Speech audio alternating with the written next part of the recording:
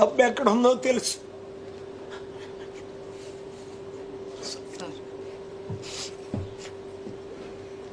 తినడానికి తిండి లేక, కట్టుకోవడానికి బట్ట లేక, చదివించడానికి పిల్లల్ని చదివించలేక, వాడడానికి మందులు లేక, ఉండడానికి ఇల్లు లేక, యునైటెడ్ నేషన్స్లో మానవ హక్కుల్లో ఈ 5 కనీస హక్కులు. ప్రతి వారికి తిండి ఉండాలి, ప్రతి వారికి బట్ట ఉండాలి, ప్రతి వారికి ఇల్లు ఉండాలి, ప్రతి బిడ్డకి చదువు ఉండాలి, ప్రతి బిడ్డకి, ప్రతి కుటుంబానికి వైద్యం ఉండాలి. ఈ రాజకీయ నాయకులకు నిద్ర ఎలా పడుతుంది? ఈరోజు ₹1,00,000 ఆస్తి ప్రపంచంలో నా సొంత పేరుని ఎక్కడా లేకుండా 3.5 లక్షల కోట్లు ఇచ్చి ఇప్పించానంటే, నా భార్యని ఇంటర్వ్యూ చేయమన్నాను ఎవరైనా. మార్చి 22న నా భార్య అమెరికా వెళ్ళిపోతుంది. ఎందుకు ఛానల్స్ ఇంటర్వ్యూ చేయట్లేదు ఆవిడ్ని? ₹1,00,000 ఆస్తి ఇచ్చాను నా భార్యకి.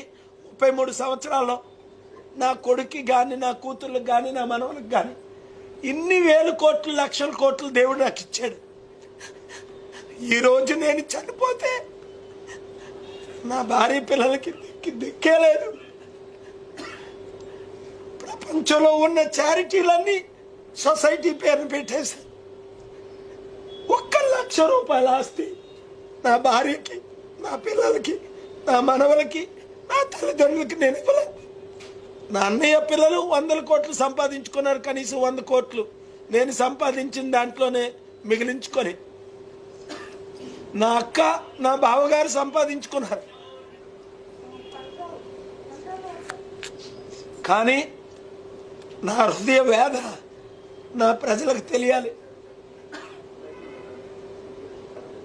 అభివృద్ధి చేయాలి. ₹1 అడగట్లే.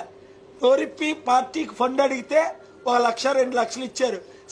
సిగ్గుపడుతున్నా. లైఫ్లో అడగలే డబ్బు. 37 సంవత్సరాలు రాజాలా ఉన్నా ₹1 చందా తీసుకోలేదు. అమెరికాలో 14 లక్షలు 17 లక్షలు వచ్చినా చందా తీసుకోలే. మయామిలో 1,50,000 మంది వచ్చారు.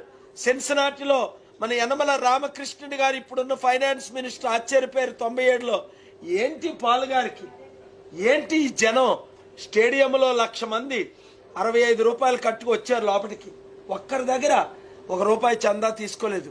ఆ ప్రామిస్ ఆర్గనైజేషన్ వారు తీసుకున్నారు ₹1. అలాంటిది నేను పార్టీకి డొనేషన్ ఇవ్వని నేను ఎందుకు అడుగుతున్నా?